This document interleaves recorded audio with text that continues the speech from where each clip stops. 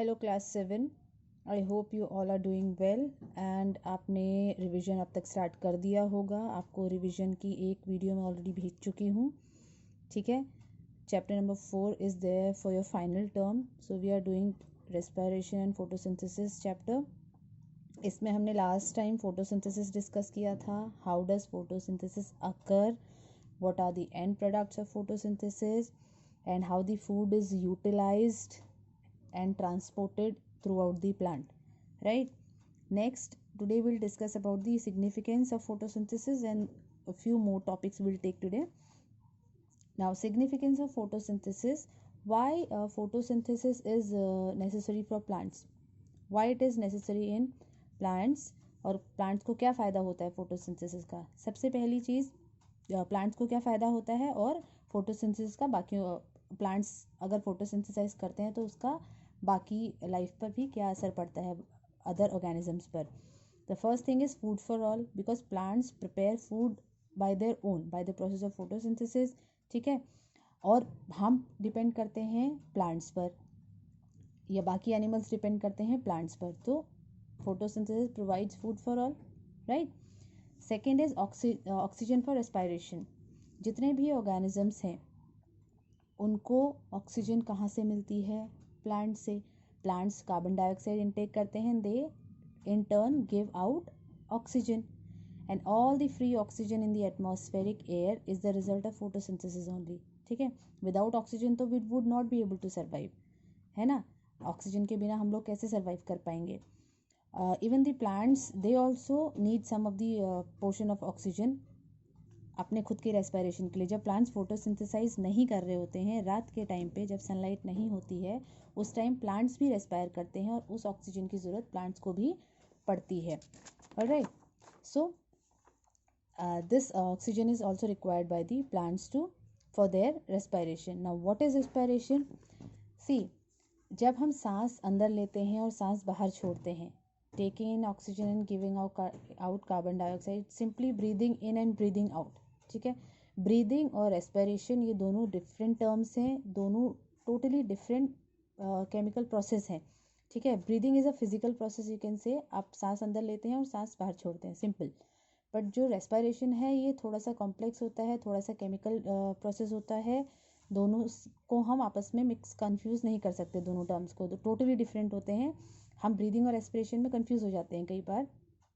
ठीक है, रेस्पिरेशन एक chemical process, series of chemical equation होती हैं रेस्पिरेशन में। ठीक है, उसमें क्या होता है, जो ऑक्सीजन हम ब्रीद इन करते हैं वो कंबाइन होती है किसके साथ? जो हम खाना खाते हैं, means oxygen combines with the food which we eat. तो अगर हम सिंपल लैंग्वेज में समझना चाहें तो जो ऑक्सीजन हमने ब्रीद इन करी वो कंबाइन होगी जो खाना हमने खाया उसके साथ। ठीक है, and as a result it will produce energy, हमें एनर्जी मिलती है ना। ठीक है, तो ऑक्सीजन और फूड कंबाइन होके हमें एनर्जी प्रोवाइड करते हैं।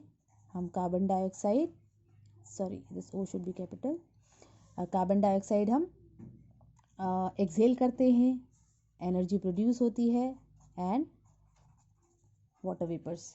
तो इसको अगर हम सिंपल लैंग्वेज में रेस्पिरेशन को समझना चाहें तो ये this is respiration. So it is a process in which glucose is broken down, food in the form of glucose is broken down, ठीक है, to release energy, right?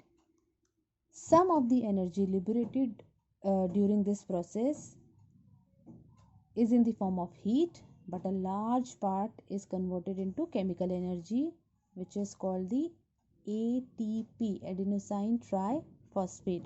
ठीक है, आई होप रेस्पिरेशन की डेफिनेशन समझ में आ गई होगी। सी, जितने भी प्लांट्स हैं चाहे एनिमल्स हैं, they need constant supply of energy. हमें एनर्जी की ज़रूरत पड़ती है, प्लांट्स को भी एनर्जी की ज़रूरत पड़ती है। जितने भी बॉडी प्रोसेस हमारे होते हैं, जितने भी हमारे बॉडी के अंदर प्रोसेस हो रहे होते हैं, ठीक है, प्लांट की टर्म्स में बात करें तो प्लांट्स की ग्रोथ के लिए एनर्जी की ज़रूरत होती है, राइट। नाउ इस एनर्जी मिलती कहाँ से है उनको? This is obtained by the process called respiration. ठीक है, तो रेस्पिरेशन में ही वो एनर्जी निकलती है, वेदर वो प्लांट्स हो चाहे वो एनिमल्स हो। Okay, so respiration is what? It is the process in which glucose is broken down to release energy. यहाँ मैंने जो food लिखा है plant, this is in the form of glucose. Alright, अब एनर्जी किस फॉर्म में निकलती है? इसको हम सिंपल एनर्जी, हमने तो एनर्जी लिखा है, लेकिन जो एनर्जी निकलती है वो मॉलिक्यूल्स के फॉर्म में निकलती है, which we call ATP, adenosine triphosphate या adenosine triphosphate, that is ATP. Alright, तो energy is liberated in the form of ATP molecules. Alright, so and now types of respiration is basically of two types. First is aerobic respiration and second is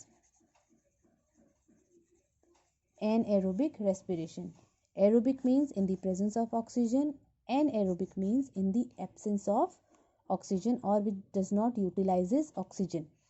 इसमें oxygen का use होता है, utilisation होता है, तो ये oxygen की presence में होती है. यहाँ पे ऑक्सीजन की ज़रूरत नहीं पड़ती, ये ऑक्सीजन की एब्सेंस में होती है. This is the main meaning, this is the basic difference between these two, in the presence of oxygen and in the absence of oxygen.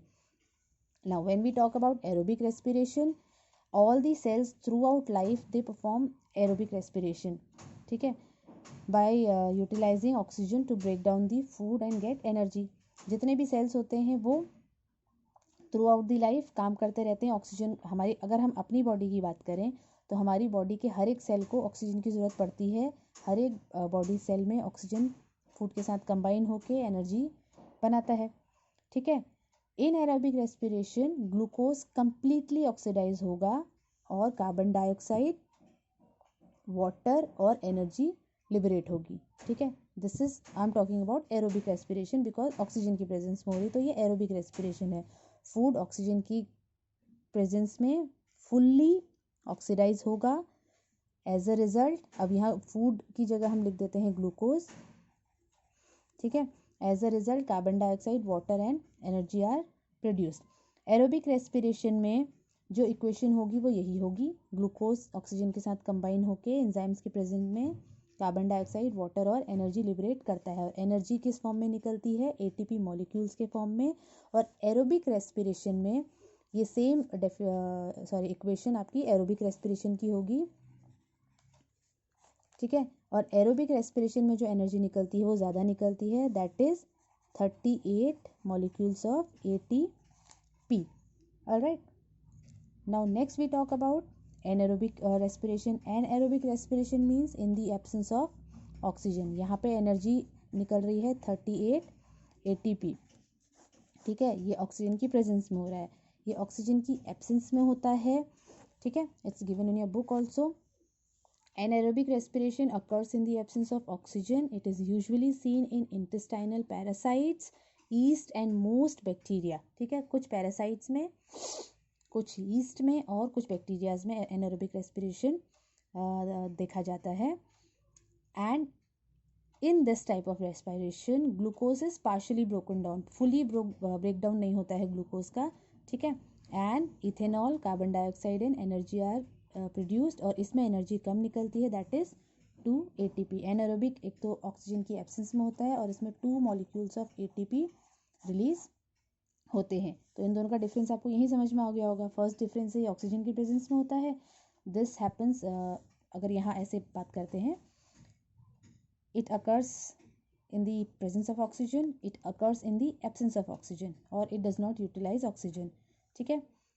इसमें glucose is fully break down of glucose, there is full break down of glucose and glucose is partially break down, ठीक है. It's partially broken down, sorry.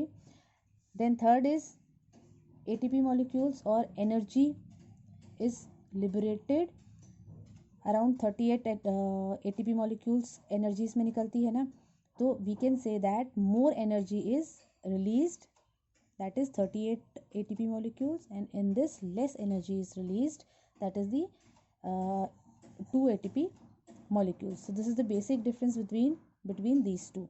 all right, अब दोनों की equation भी आपको learn करनी है. ये एरोबिक की है, ऐसे ही एनारोबिक की हो जाएगी.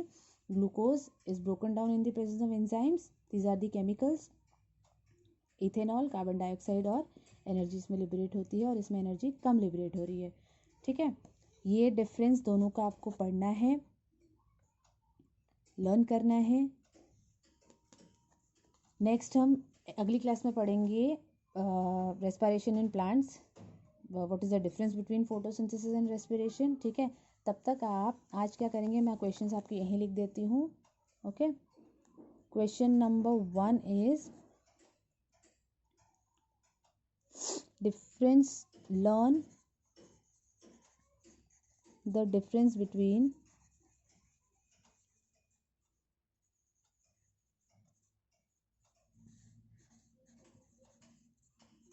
photosynthesis and respiration। ओके, ये आपको लर्न करना है। Then question number 2 is